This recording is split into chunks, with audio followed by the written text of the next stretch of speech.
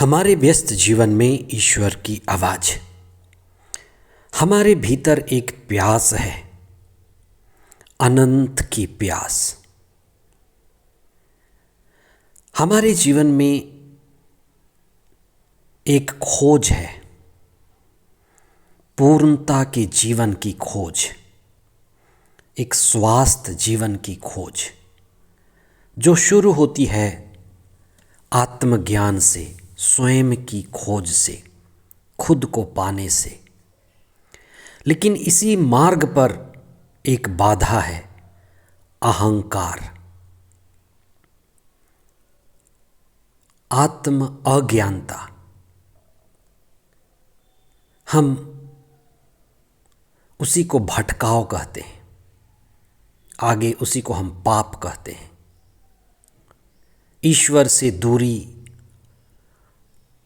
स्वयं से दूरी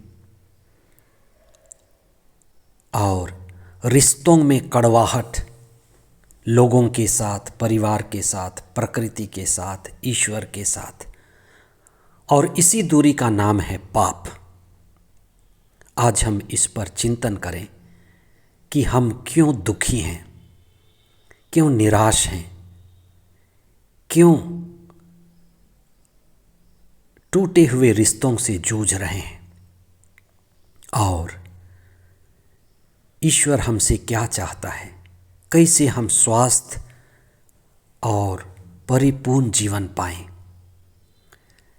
40 का काल 25 फरवरी 2026 बुधवार।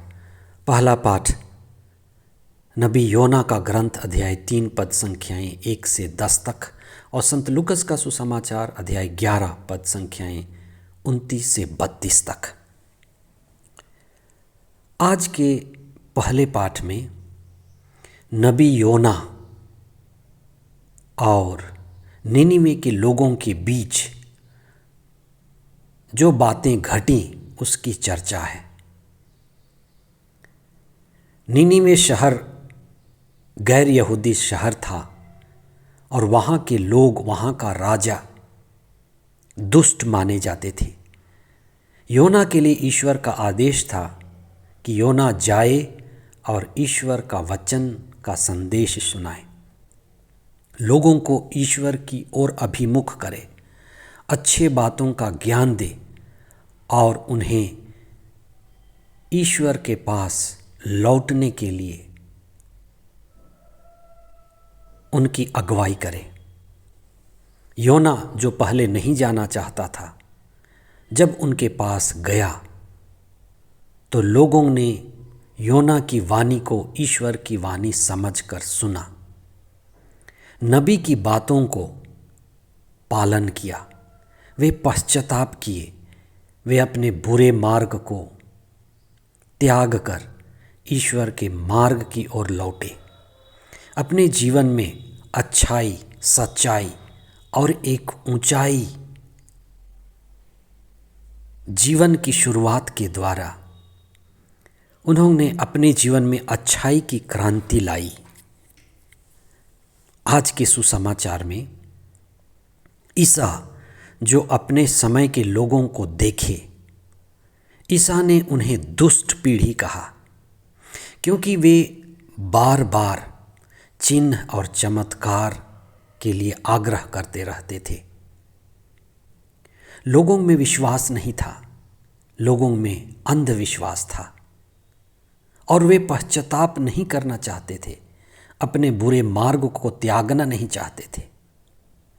इसलिए ईसा ने उन्हें दुष्ट पीढ़ी कहा, एक खराब नस्ल जिसका ध्यान सिर्फ बाहर है, बाहरी दुनिया में, संसार में, और वे अपने आप को बदलना नहीं चाहते, अपने जीवन में अच्छाई, सच्चाई और दिव्यता के लिए बदलाव नहीं चाहते।